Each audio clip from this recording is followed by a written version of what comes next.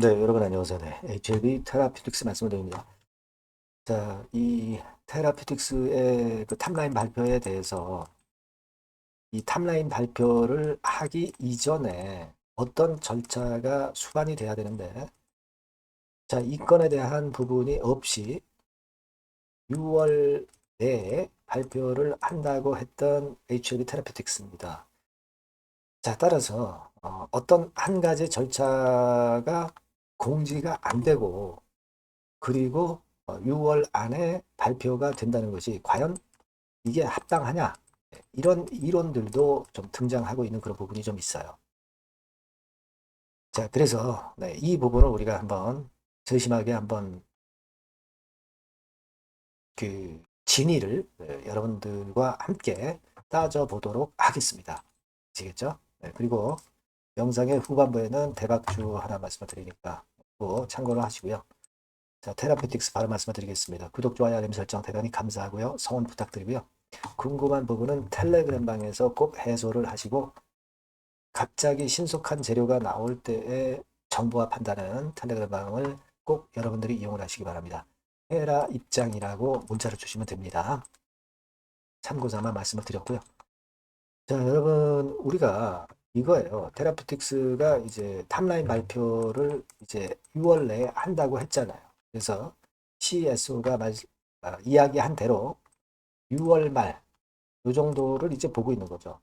경우에 따라서는 뭐 7월 초, 6말 7초, 이 정도를 보고 있는 겁니다, 지금. 이 부분은 최근에 아티클에 의해서 확인이 된 바 있기 때문에 여러분들한테 여러 번 말씀을 드렸던 부분이기 때문에 이 시안은 어느 정도 설득력이 있는 시안이라고 판단이 돼요. 근데 여러분, 그 탑라인 결과를 발표하기 이전에는 어떤 과정이 있느냐? 데이터 클렌징 과정하고요. 그리고 임상 락업 절차라고 있어요. 네. 그죠? 자, 요 부분을 한 다음에 이제 탑라인 발표를 하는 겁니다. 근데 지금 현재 좀 부정적으로 보는 측들의 얘기들은 뭐냐면 이 임상 락업 절차가 과거에 그 테라피틱스가 그 G3BNT 시절에는 미리 락업 절차가 완료가 됐다고 공지를 했다는 겁니다. 근데 이번에는 공지를 안 한 상태에서 지금 6월 발표를 기다리고 있는 거 아니에요. 그죠? 자, 그렇기 때문에 이 락업이 공지가 지금 현재 안 된 상황이기 때문에 이거 결과가 별로 그렇게 탐탁지 않을 것이다 라고 주장을 하는 겁니다, 여러분. 자, 이 부분을 좀 생각을 해볼 필요가 있지 않나 이렇게 생각이 들어서 과거에 자료를 한번 조사를 해봤어요. 그래서 G3BNT 같은 경우에 RGN 259에 대해서 예전에 임상 3상 했었죠. 했다가 실패를 했죠. 그래서 이번에 다시 하는 거 아닙니까? 그죠? 그래서 이 2021년도 자료 아티클을 보니까 임상 3상 데이터 락업 완료가 됐다는 이야기가 실패하기 이전에 2월 24일에 공지가 됐어요. 자, 2월 24일에 공지가 되고 그리고 나서 3월 18일에 실패됐다는 건의 재료가 나온 거죠. 그죠? 3월 18일. 그러니까 약 한 달 뒤에 결과가 발표가 되는 거죠. 그죠? 한 달 뒤에 결과가 발표가 되는 거죠. 데이터 락업을 완료한 다음에. 자, 근데 이번에는 데이터 락업이 완료됐다는 공지가 안 보여요. 그죠? 안 보이기 때문에 자, 이게 지금 현재 6월 달에 결과가 발표가 된다는 것이 과연 사실이냐? 이런 의문들을 현재 갖고 있다는 그런 의견들도 있습니다. 락업 완료를 일단 락업이 안 돼가지고 공지를 안 하는 것일 수도 있죠. 그렇다면은 락업이 완료됐다는 공지가 나오고 나서 한 달 정도 있다가 임상의 성공 실패 여부가 나오는 겁니다. 만약에 이 락업 완료 공지가 가령 예를 들어서 6월 말이나 7월 초에 나오게 되면 그렇다면은 승인 승인 여부는 어떻게 되겠어요? 탑라인 결과 발표는 어떻게 되겠어요? 7월 말이나 8월 초에 나온다는 얘기죠. 근데 여하튼 지금 현재는 락업 완료 공지가 없기 때문에 자, 이거 이번에 탑라인 발표가 또 지연되거나 뭐 그런 거 아니냐. 이런 의견을 가질 수가 있다는 거죠. 자, 논점은 그거예요, 여러분. 논점은 그겁니다. 그죠? 여러분들 생각해 보시면 그렇게 생각할 수가 있어요. 근데 여러분 그 임상 락업이 완료가 됐다고 공지를 하는 것은 이건 뭐 공시나 또는 어떤 법적인 규정으로 꼭 해야 되는 건 아닙니다. 그 해야 되는 건 아니에요. 임상 락업이라는 것이 임상 데이터 수집 및 점검이 끝난 다음에 더 이상 데이터를 수정할 수 없도록 동결하는 절차를 의미하는 거거든요. 그렇죠? 근데 이거를 반드시 공지해야 될 의무는 없는 겁니다. 과거에 G3 시절에 이걸 공지를 했다고 해서 이번에도 꼭 공지를 하는 법은 없어요. 그걸 생각해 볼 필요가 있다. 이 말씀을 좀 드리고 싶고요. 그죠? 안 그렇습니까? 네. 그리고 또 하나 말씀을 드릴 부분은 그거 공지를 안 하고 6월 내에 발표를 한다고 했는데 근데 왜 주가는 과연 올라왔을까? 이런 얘기죠. 그죠? 그 퀘스천 마크 아닙니까? 그렇다면 주가가 내려가야지 어떻게 올라왔느냐 이런 얘기입니다. 그러니까 우리가 공지가 꼭 공지를 해야 되는 의무사항은 아니라는 걸 생각을 하셔야 되고요. 두 번째로는 주가가 내리꽂지 않고 올라왔다는 사실이죠. 이 부분을 생각할 필요가 있어요.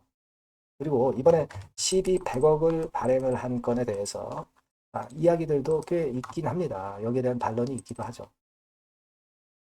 일단 탑라인 발표된 뒤에 계열사들의 시비 발행을 하는 것은 이해가 가지만 탑라인 발표하기 이전에 시비 발행을 했다는 것은 이 계열사들을 상대로 사실 그 좀 이상하다 뭐 그런 얘기들도 있긴 합니다. 근데 뭐 임상기업이 돈을 일단 쟁겨놔야죠. 쟁겨놔야 되는 것이 기본적으로 맞는 것이고 뭐 성공을 한다고 한다면은 미리 지분 취득해서 계열사들 가치가 올라가는 것도 뭐 나쁜 건 아니에요. 그러니까 미리 시비를 탑라인 발표 전에 발표를 했다고 해가지고 그것이 꼭 여러분 부정적인 결과를 암시하는 것은 아닙니다. 그거는 별개의 문제지 않느냐 이렇게 생각이 들어요. 여러분들 그 전자공시에 가보면 증권 발행을 통한 자금 조달에 관한 사항에 들어가 보시면 아직도 사용하지 않은 자금이 한 100억 정도 있어요. 106억이죠. 단기 금융상품에 넣어놨어요. 여기다가 또 100억 시비 발행을 해서 이 자금까지 들어와 있는 거죠. 들어올 거죠. 이것만 해도 한 200억 정도 되겠네요. 이런 것들을 보면 지금 현재 우리가 시비 발행을 한 것이 미리 탑라인 발표 전에 했다고 해서 부정적인 결과를 암시하는 것은 아니다라고도 생각할 수가 있는 거고요. 그리고 아까 말씀드린 대로 락업, 락업 해제권에 대한 공지를 안 했다는 부분은 아까도 말씀드렸다시피 근데 왜 주가가 미리 올라왔느냐 이 부분 생각하실 필요가 있고요. 과거의 아티클들을 살펴보면 대표가 이야기할 때 뭐라고 얘기했냐면 데이터 클렌징 작업과 락업 절차를 한 연후에 탑라인 발표를 하겠다. 이렇게 분명히 이야기는 했어요.